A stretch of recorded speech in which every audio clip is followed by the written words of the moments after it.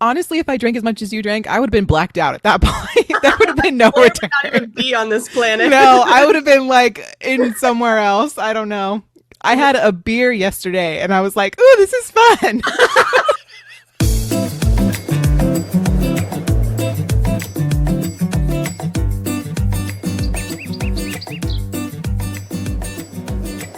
Hello, everyone, and welcome to the show where Blair got up way too early and Kirsten. I asked, to be fair. You did. I'm just giving you a hard time. Anyway, welcome to the show. I'm Blair. And I'm Kirsten, and we are Mediocre content. And it is Whoop, not whoop. even that early. It is It's 11 not. a.m. For you. I've been up since 6 because someone said we were going to start recording at 7 and it is 8 now. And because we've been around. Gonna have to bleep that out. I know. I'm sorry. Because we've been messing around. No, we know what we've been doing. Sorry. It's just something when we start recording, I just feel like I have to use Profanity. profanity. It makes sense at this hour Yeah. for you. I'm on my second cup of coffee. It is a Sunday Yes. morning. Yes, both are true for me as well. It is also Sunday morning for me. Since it is so early, I say we get on with the disclaimer and into some good news. All right. That sounds good. All right, what you got? So, before we get started, obviously, we're not experts. Today, we're talking about coffee. Kirsten's going to take us through a lovely little history of coffee and some other fun facts. And obviously, we're not going to get everything right. And, you know, we are not the be all end all about coffee. That is Starbucks. Ha ha. All the coffee Starbucks. snobs in the audience were just like, ugh, my brain.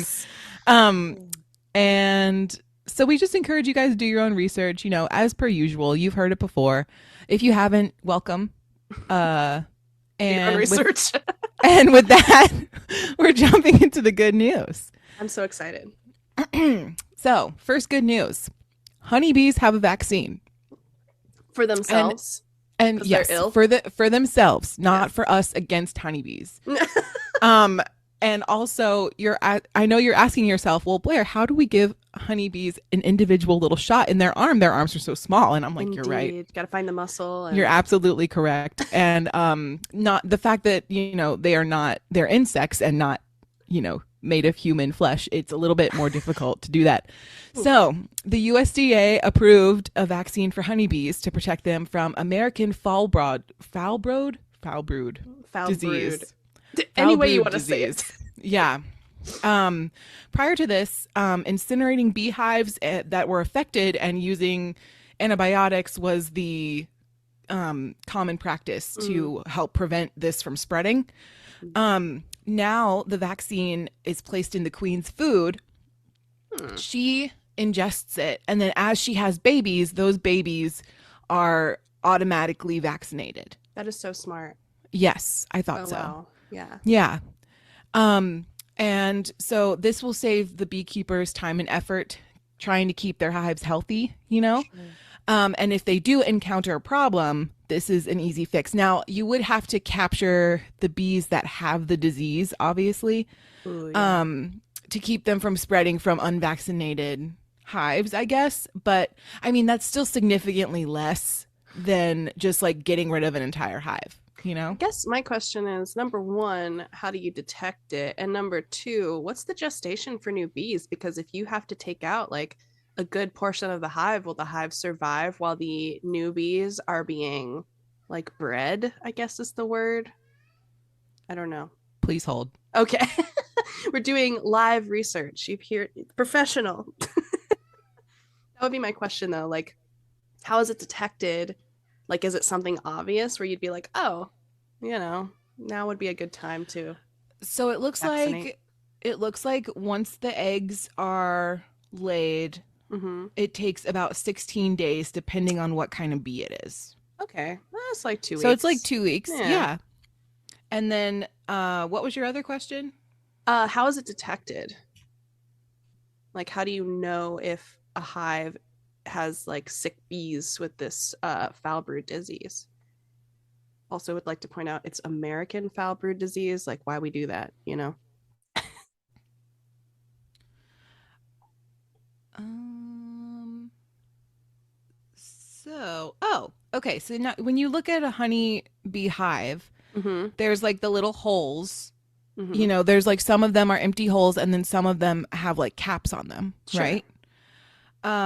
So, um, if there's like a spotty irregular pattern, um, Oh.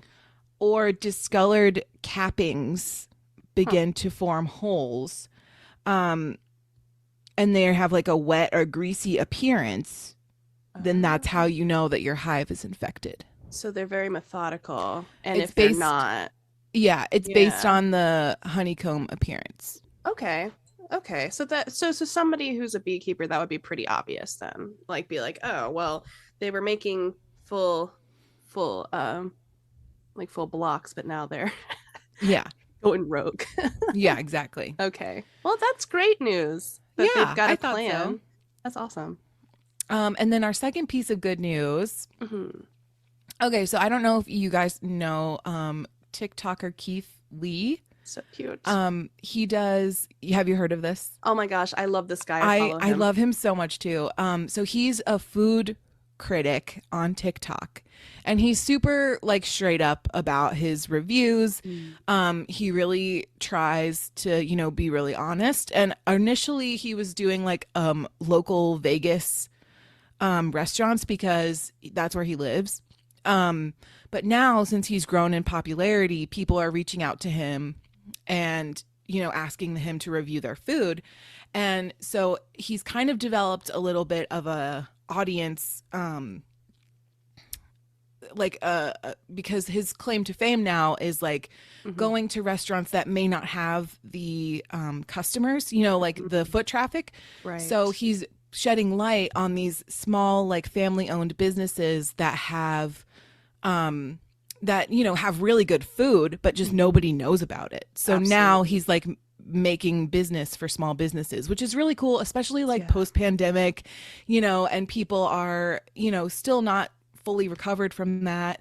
And so Hmm. this particular business that he reviewed was called Frankenstein's Pizzeria, Hmm. Hmm. and it's owned in Vegas, and it was, let's see. So it was reviewed on the 3rd of January, and the video currently has 28 million views on TikTok and Whew. 5.8 million likes. And that Wow. was updated a couple of days ago. So it's probably more now. Absolutely.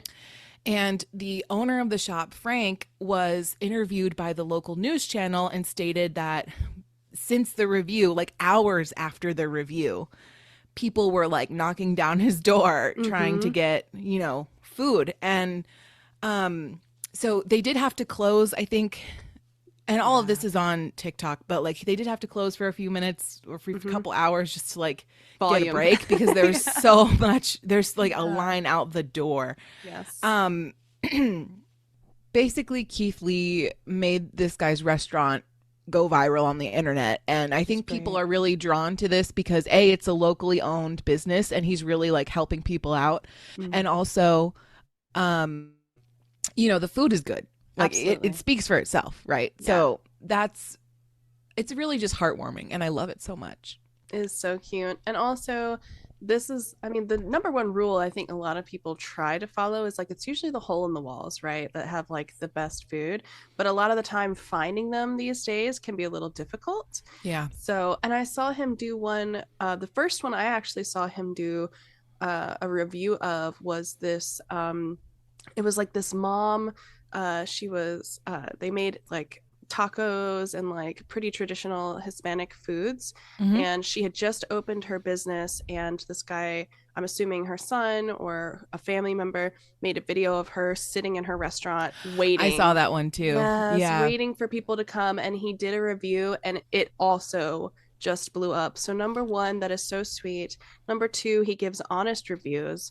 And number three, I mean, the bottom line is technology has given us new ways to communicate, and TikTok is so fast at getting like real time Yes. information out to people at and reaching a huge massive audience. So it's really great for him to be using this avenue as opposed to just like Yelp or something, because you get like Definitely. real verbal as it's happening reviews of these places. Yeah. And it's really good. I to play it pretty low key too, which is I respect that. You know what I mean? Yes, Like I exactly. would want to know what the authentic experience at a restaurant is as opposed to like, Correct. oh, well, I'm a food critic and you have to treat me correctly. You know what I mean? Exactly. Exactly. So I think that's really Yeah. admirable and I think he's doing a really great job with his platform. Absolutely. He's such a chill personality.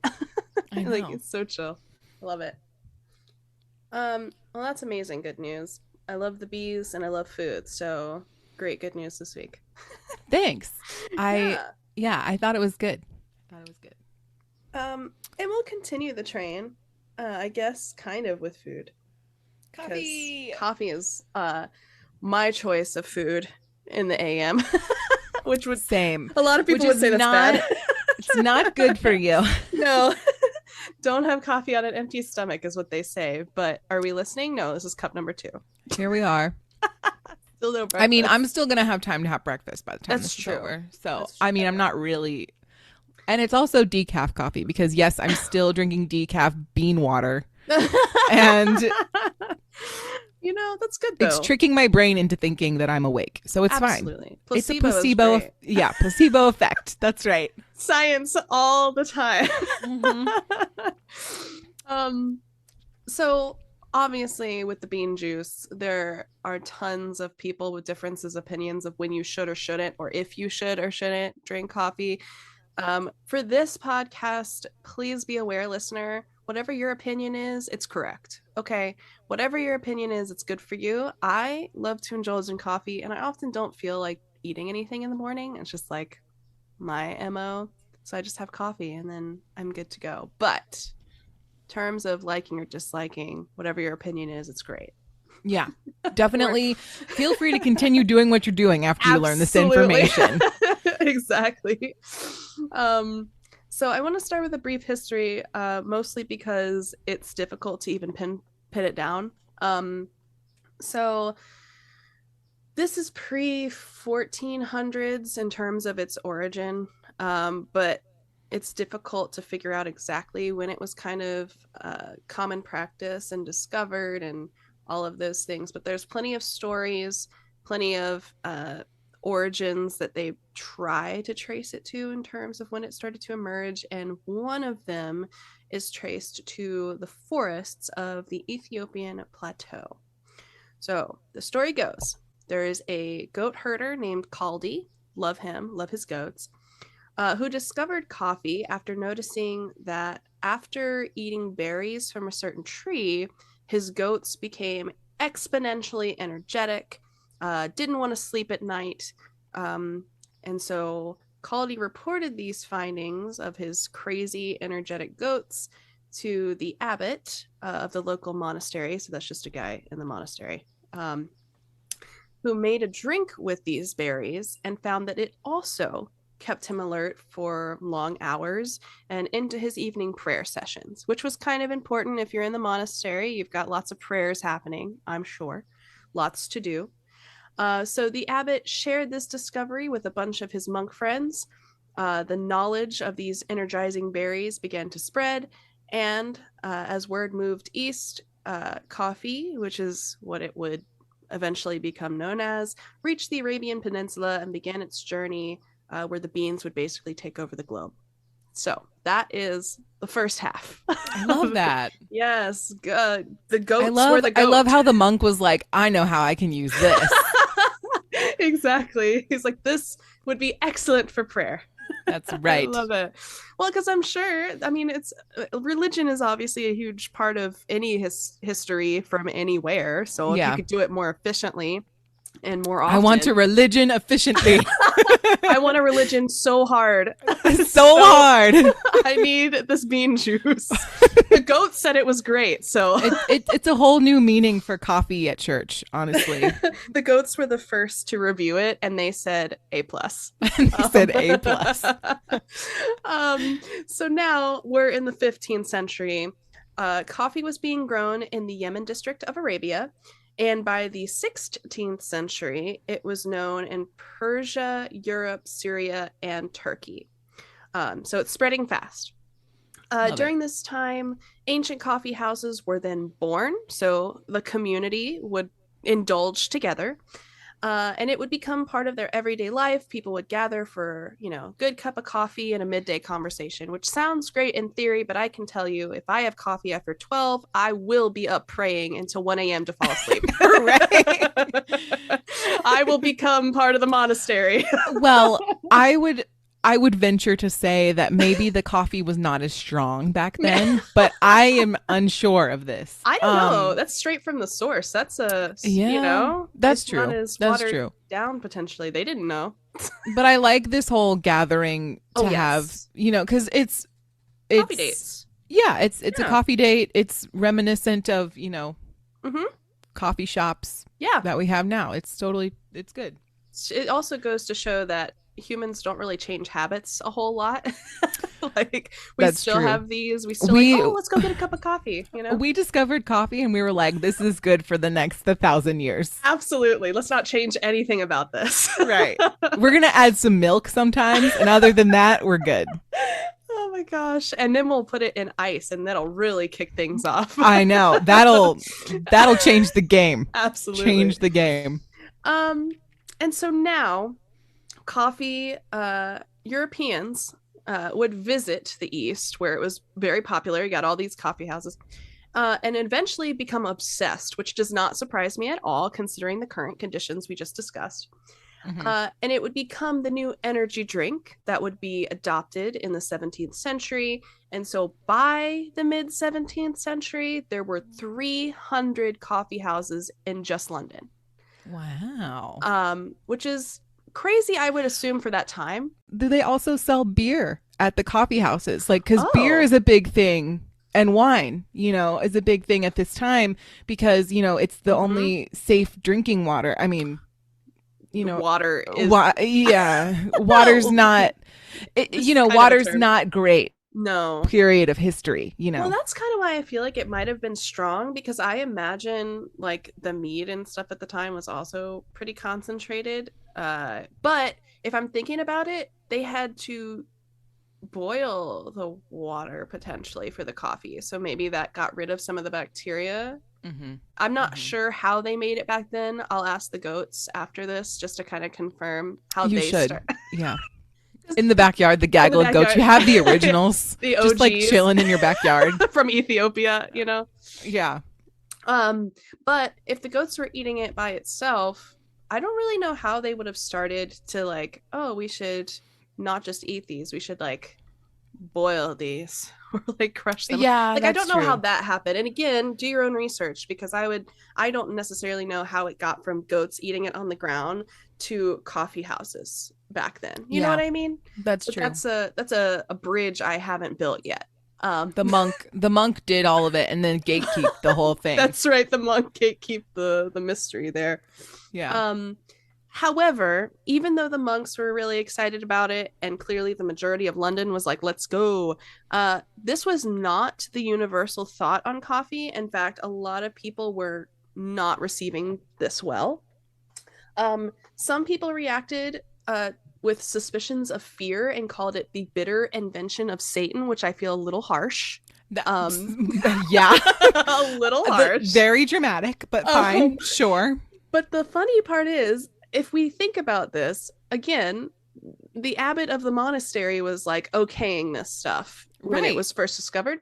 The local clergy in Europe condemned coffee when it came to Venice in 1650 and caused a huge controversy so great that the Pope at the time was asked to intervene with the Satan juice. Which I feel, again, a little harsh. And is it me? Am I the drama? They Like were. it. Yeah. So, okay.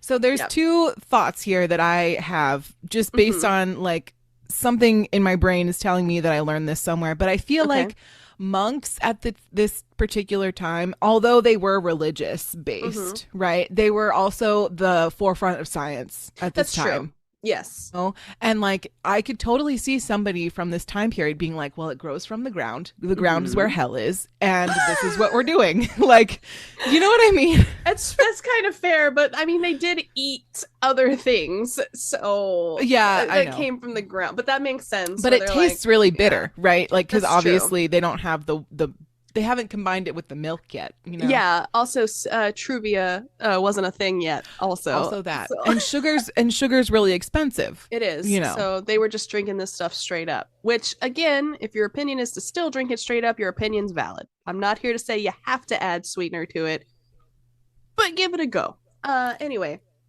basically, this is where things kind of turned on them though, because the Pope was like, this stuff is great. Okay, so the Pope We love the Pope endorsed it. It's done now. we The love world can accept it and move on. we love a woke Pope. We He do. loved it so much he put it on paper. Okay, paper was also hard to come by these days, and not a lot of people knew how to write full Mhm. on sentences and paragraphs, but this Pope was like, no, this needs to be instilled in history that this bitter bean juice is where it's at. Okay. Mhm. Yeah. Um, and then of course it continued to become popular, but switch back and forth from those who were just like, nah. But they would switch. This is where your question kind of comes in. They Mhm. began switching the normal beer and wine that they would drink in everyday For life breakfast. for Yeah. breakfast, and they would switch it out with coffee instead, thus starting the now tradition of having it in the morning, Yes. which is great. I And don't so that know. that is the tradition from the 1600s on. Yes, That's a long exactly. time. It is. It is a long time. Um, and so now they would eventually, Europe would eventually go to the Americas and Right. Yeah. Yeah. Yeah. spread the habit and Coloniz. Yeah. colonization. And so now that's why we have the practice even today here for the most part in the Americas. So that's the brief history.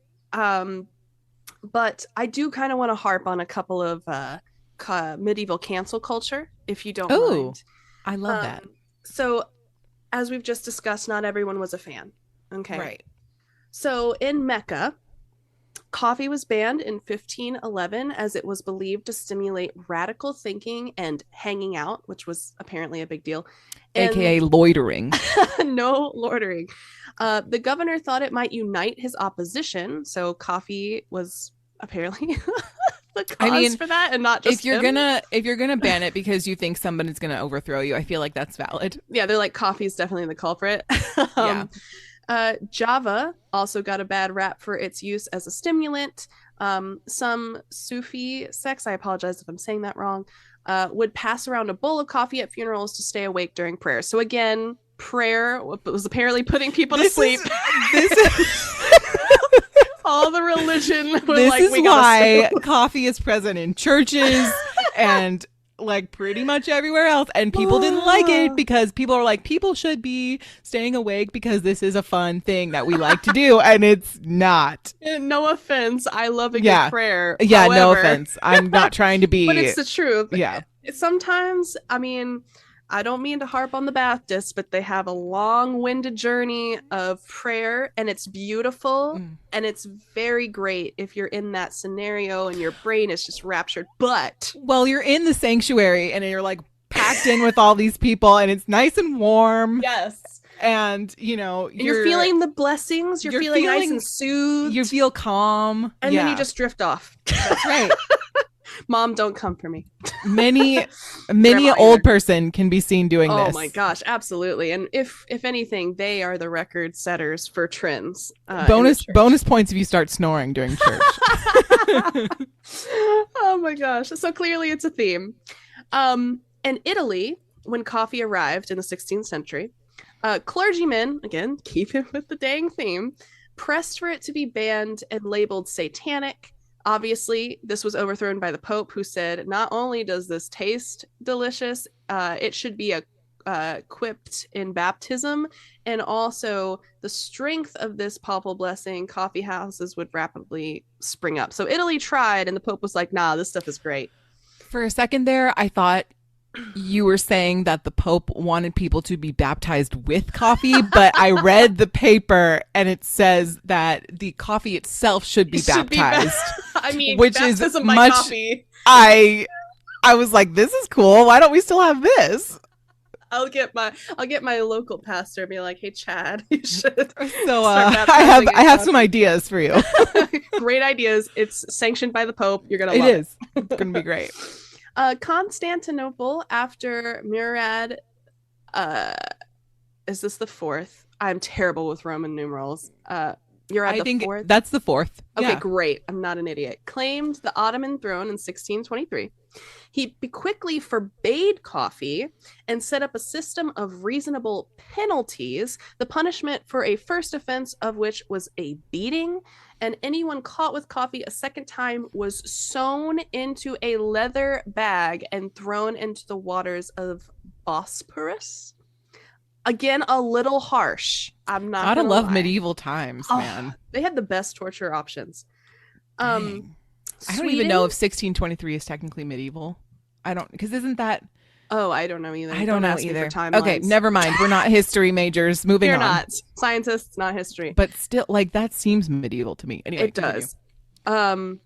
Sweden gave coffee the axe in 1746. The government also banned coffee paraphernalia, which is hilarious, with cops confiscating cups and dishes associated. However, King Gustav III would even go a step further here and order convicted murderers to drink coffee while doctors monitored how long the cup of joe would take to kill them, and which was great for convicts and boring for the doctors because coffee is life and stimulating. This is giving witch hunt like vibes, because it's kind of like, well, I'm gonna see if this kills you, and when it does, I can claim that it does, but it's not because of the coffee, it's because you're dehydrated. Absolutely. Or your heart just can't handle the caffeine intake, and then your heart just shuts down. Right. Which but is they probably don't know. more the case. They do not know. They don't know that. But anyway. And then we're going to round it off in Prussia in 1777. Frederick the Great would issue a manifesto claiming beer's superiority over coffee and argue that coffee interfered with the country's beer consumption. So this is more about the economy and more about preferences in the economy. Apparently hoping a royal statement would make Prussians eager for eye-opening brew each morning. So this is just stimulating the economy, not wanting to introduce something that he maybe couldn't profit as much off of, potentially, because I'm assuming it was imported or something of that nature. Frederick's statement proclaimed His Majesty was brought up on beer, explaining why he thought breakfast drinking was a good idea. And to be fair, a good mimosa in the morning is not necessarily terrible. No, it's not. We can dual wield, okay? We don't have to pick one. I like brunch, and I think the King of Prussia also likes brunch. I think so too. He's like, look, the Bloody Mary's where it's at, y'all. I don't like them. Dual meaning if you're King Henry. King Henry VIII. This is true. Did not mean to drop that, but you know what? It fits, and so we'll keep it. History joke, kind of. And with that pun, we're going to close out to our ad segment. Hi, Kirsten. Hi, Blair. Do you have cats? Why, yes, I do. Then you should play mediocre content for your cats. And why is that? Because it has been shown to soothe cats and reduce hairballs. Really? Yes. In fact, I play mediocre content for my cats too. Mediocre content is for all pets. That's so great to know. I will play mediocre content for my cats right now. You should. Everyone should listen to mediocre content with their pets today. Mediocre content has not been shown to reduce hairballs or soothe any animals of any species. In fact, it's very probable to create the exact opposite effect. Please use caution while exposing your furry friends to mediocre content. It's also pretty dodgy for humans, so listen at your own risk. Mediocre content is not responsible for any negative effects of podcast listening. All right, welcome back. We're still caffeinated. Still caffeinated, if you can't tell. Strong. I'm placebo caffeinated. Oh, yes. But it's working. Oh, right. You're decaf. I am for sure caffeinated. She caffeinated, y'all. Ooh, I'm feeling. Do you? So I don't know if this works with decaf. I'm gonna go on a tangent for a second. Yes. But anytime I drink coffee in general, even if it's iced, I get so hot, like physically. Like this sweatshirt, I am burning up right now. Yeah. Yeah. I get really warm when we record just because like I Oh. feel like I have to like Be on yeah. to participate. Yeah, I don't know. I don't know why I feel but it's not I'm not nervous. Like I'm happy to chat with you. It's Gross. just, you know, I want to be able to make this auditory experience appealing. Yeah, absolutely. Which listener, if you think it is, drop a like, you know. Anyway. Drop a like. Okay. Put a comment in the comment section. I don't know. Please, that would be great. That would be great. even if it's sad or even if you have a critique. That's not fine. Desperate. Not desperate at all. I will take whatever you have. Also, what we're going to do is take some questions about coffee now between us. So there's tons of ways these days, obviously, to make coffee. You've got lots of ingredient combinations that, you know, mesh together different flavors and different consistencies. It's great. But there's also a debate involved. It's not just coffee or no coffee, but it's also coffee versus tea. So tea obviously is another warm or cold drink option that people use for caffeine or just because they prefer the taste. So I'd love to know, Blair, do you have a preference, coffee versus tea? 100% coffee. Okay. I do like to drink the occasional glass of tea, just, you know, in the evening, like, you know, if I don't or hot tea. No. Okay. Hot tea. Hot tea. Yeah. Okay. Hot tea. Iced tea is okay. I used to be big on sweet tea. That's a when I was Virginia living in the South. Staple. But out here, if you ask for sweet tea, they'll give you a regular glass of iced tea and some sugar packets. It doesn't even dissolve right. It doesn't like, hit the same. That. It's not the same. So, and that's fine. But yeah, so sometimes I'll do hot tea, like if it's in the evening and I want something like warm. And or if I'm feeling sick, you know, I like to do tea when I'm sick. Yes, which is interesting because I feel like I also do that habit just in general when I'm sick.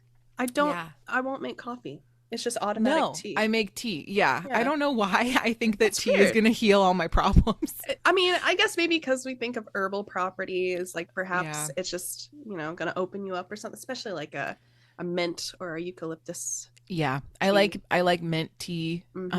That's really good. But yeah, mostly I would prefer coffee. Oh, I also really like matcha. Matcha's good, which is also a type of tea. I know it's not for everyone, but I'm into it. It's not my favorite. But there are tons of people who do like it. Yeah. Yeah. What about you? I like coffee, but I could swing either way.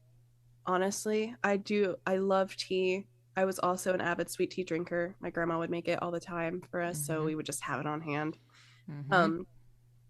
I guess it depends on the type of day for me also. Like I'm not going to have, like I said, if I have coffee after 12, like I'm up.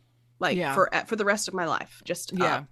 But tea is good. I love a good cup of tea. Specifically like Earl Grey or even like an Irish breakfast tea. I'll even drink that or sleepy time tea. Sleepy time tea is the shit. Oh, I love sleepy time tea. It's so good. The other thing I was going to say is I don't think Americans do tea justice. No, they certainly don't. I think we missed the tea train because we were so desperate to get on the coffee train. It's true. But I really think that like if you add milk to tea and you do it the way that it's supposed to be done, it could be really good. A great experience also. And they don't do a lot of these and it's a very specialized thing, but when we lived in Maryland, one of our favorite things to do was to go get loose leaf tea. It tastes so much more bold. You get all the flavor components much more efficiently in loose leaf tea. So we were like tea snobs at that point. The bags just don't do it justice. It's too finely milled. I like a little bit of the chunk and like the real loose leaf tea that it gives you. And they have really cute like little tea Oh, steepers too. I They're had so funny. this is my favorite thing ever. I had this tea diffuser that looked like a unicorn floaty, and it would float in your cup and diffuse Ah, the tea. It was so cute. that's I so loved it. fun. But yeah. I would ask regular or decaf, but you're on a decaf kick right now. Yeah, we've so already been over this. we've been over that. Yeah. If you were to have coffee though, do you prefer it hot or iced? I could go either way, truthfully. Same. I think it really depends on the climate of the outdoors. Really? Yeah, like if Oh. and the other thing, it depends on the time of day. So like Yeah. in the that's morning, I prefer hot true. coffee. True. Yeah. So if I get up in the morning and drink coffee, it's going to be hot. Now, if I'm like running errands all day and I choose to get coffee, it's going to be iced. Absolutely. I don't know why, but that's just how my brain works. It is, isn't it? Yeah. So yeah, I can't explain it. That's just the way it is. I would agree. And that's mostly me as well, but I could literally have either at any point, I guess. But realistically, I do follow that pattern for the most part. Yeah, Yeah. as well. What is your preferred method for making coffee? Obviously, there's like coffee machines these days. You got coffee pots, pour over. Like there's a countless number of ways that you Yes. can make it. But what do you do? What's your So I have a K cup Keurig Mhm. machine, which is, I know it's bad for the environment, I know. And then I also know that it's like the lazy way to make coffee, which Meh. I mean, I got stuff to do. Exactly. And the other thing is I'm the only one, like Chris will drink, he makes a little espresso shot for himself and then he'll put like milk and he'll make like a latte for himself. Sure. But I'm the only one who drinks like Just coffee. Yeah, Yeah. me So as it well. doesn't make sense for us to get like one of those pot, like or traditional coffee pot. Mm-mm. And then the pour over thing I've heard good things about, but again, it's just It's a lot of too effort. much stuff. Yeah. Yeah. So yeah, that's what I'm currently doing. I love watching those videos on TikTok of people making coffee though in their espresso machines and they like aerate the grounds and they like do all the fancy things. I don't even know what they're doing half the time, but it looks really nice. It's fun to watch. Love it. Yeah. Honestly, I mean, I obviously have a Keurig also, which is my go-to, but I don't know if I'm going to start doing this. My aunt gave me like a long time ago. I have like an actual coffee grinder, and I also have like the K cup thing that you can Refillable. put grounds in. So Yeah. technically, I could go out and just buy the grounds, which would be better for the environment and give me essentially the same product. But again, then I have to pull out the coffee grinder. The coffee grounds only last a certain amount of time unless you put them in the freezer. And so then I always feel bad because it's me drinking coffee only as well. Like Tyler doesn't drink coffee Yeah. unless we're out and about, and then he'll get something sometimes. But like for the most part, it's just me at home making coffee. So then it just goes to waste, and you've got all Yeah. this coffee. I got to clean the grinder. It sounds like first world problems, but like Yeah. you know, And we also have a similar, like I have a grinder. We have a jar that says coffee on it that has like coffee grounds in it that Yeah. we never use. I never use it. Yeah. But part of me has been thinking about getting maybe a second. You know how you get the K cup insert and it's like a Yes. pain in the butt to like to ugh. clean it. Yes. It's so stupid. It And so is. maybe I'll get like multiple and then I can just, you know, Yeah, do recycle. it that way because Mm-hmm. it's It's yeah, pain. it's a pain in the sounds- butt. It sounds so whatever, but yeah, it is. You know what? It's fine. I'm allowed to have these little things in my Absolutely. All these little things. life. Stop. I can't. Stop. We haven't done the One Direction episode yet, Kirsten. It They comes don't up in my head know. all the time. They don't know. They don't. Well, you know what? We'll do it soon because I feel like that part needs to come out. All right. So final question in this segment is, do you have a favorite coffee drink? Like, do you just prefer straight coffee? Do you prefer a latte, etc.? What is your go-to? So my go-to every day Mm. is coffee with creamer in it. Sure. But Mhm. if I went to Starbucks every day, I would probably get like either like a hot coffee with cold foam on top, Mm. or I would get an iced coffee, like a sweet cream cold foam Oh yeah, coffee. that's what Tyler likes. Yeah. Mhm. Those are the two. Like I like having the coffee, like the plain coffee underneath, and then the cold foam mixed in. Right. No, that makes Yeah. sense. I would all like if I had a choice every day, I would probably do like an Irish cream cold brew for myself, Mm-hmm. iced every day or hot because they Mm-hmm. can be done hot as well and they are good, but something about the ice in it just really amplifies the taste for me. So, Yeah. yeah, that's what I I have a do. little my mother-in-law Frother? gave me a little frother for Yes. Christmas. So I've been doing that at home now. That's great. And I would like to go on my tangent about milk for just a second. Please, yes. Let's hear it. Because now, in my experience, Mm-hmm. I am not a huge like cow milk drinker. Okay. Me neither. I'm sorry if I've offended anyone. Meh.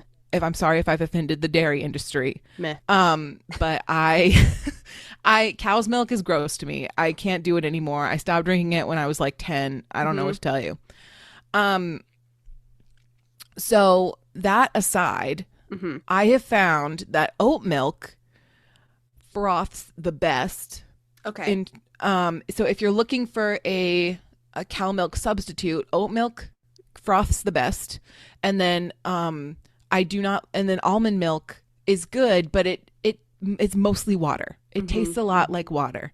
Yeah. So if you're choosing a milk, I would prefer and I would recommend oat milk if See, you're adding it to your coffee. here's my hang up with oat milk. It is so sweet. And I am one of those kinds of people that strays more on the bitter side.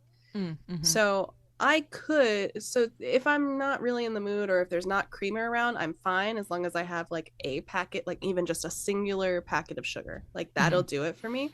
So oat milk in my coffee just makes it so sweet and I just can't. I don't know what it is. But with that said, I also hate almond milk because it is so watery and I feel like it does nothing. Good. Yeah. I like add it to things like when I'm cooking, but I don't. Yeah. Not for like a drink. No. So I totally get that. Also, in terms of frothing, the other thing that I feel like I'm really missing out on is like a milk steam frother where it will like if I'm doing a hot cup of coffee, I would want it to steam and froth the milk. You know what I mean? But I only have the handheld, so it just froths it. It doesn't, doesn't do anything else. But that's I don't know.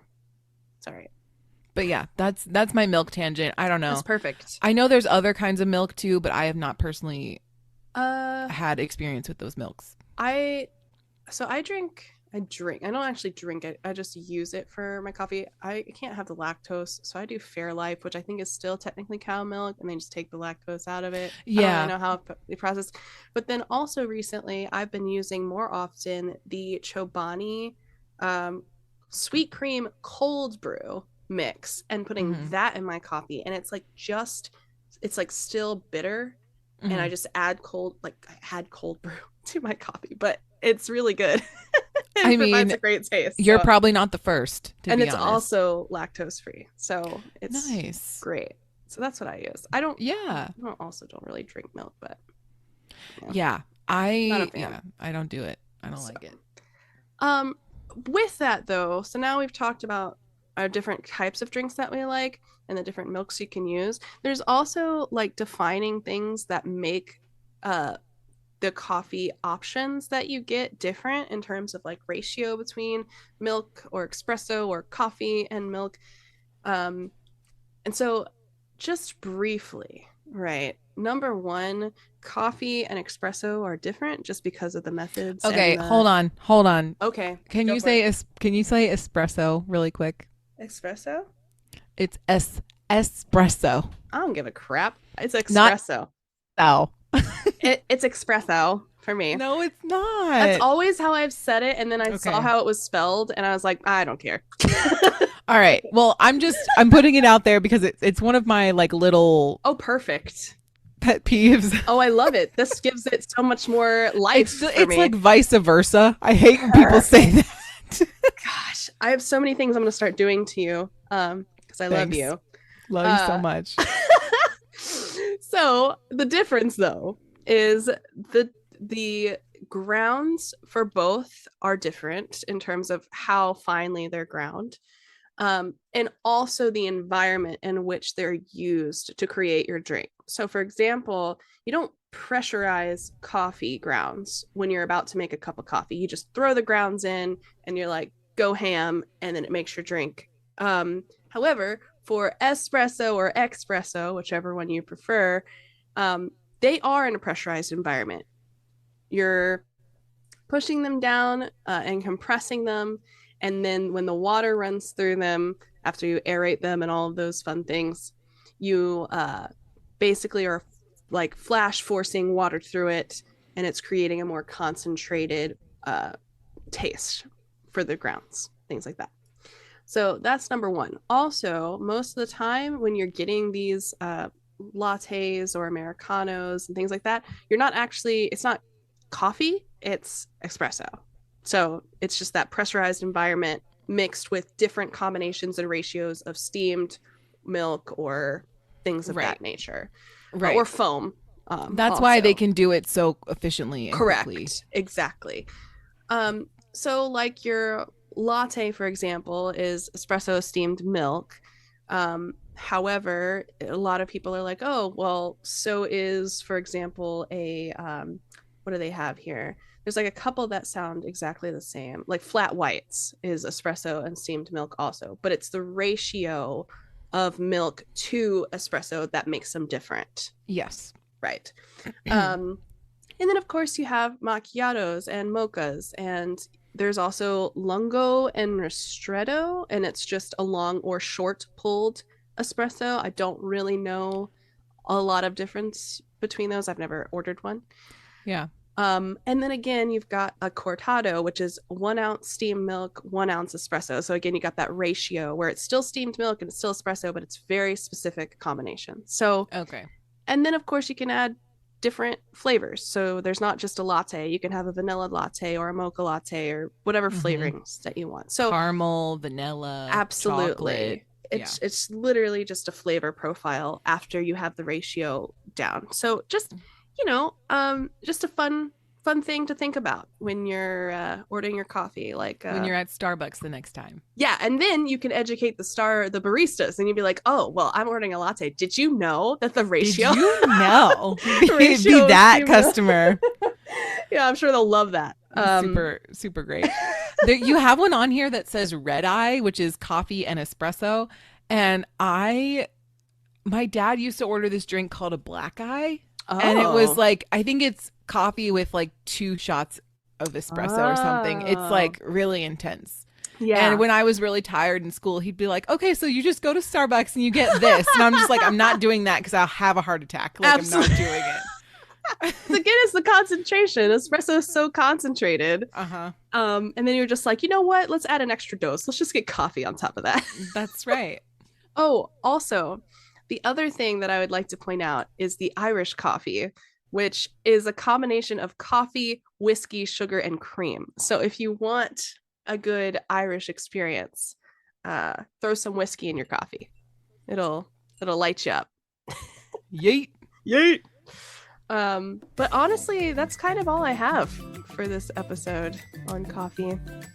Wow. We're still awake. We made it. I did finish my second cup of coffee as we were going. So we're good. Oh my goodness. Wow. Mm-hmm. Yeah. So I mean, I love coffee. I'm so glad we did this episode. Absolutely. And I think, speaking of Irish whiskey, I think we'll have to do an alcohol episode at some point. So stay tuned for that. Yes. Be lots of fun. Super fun.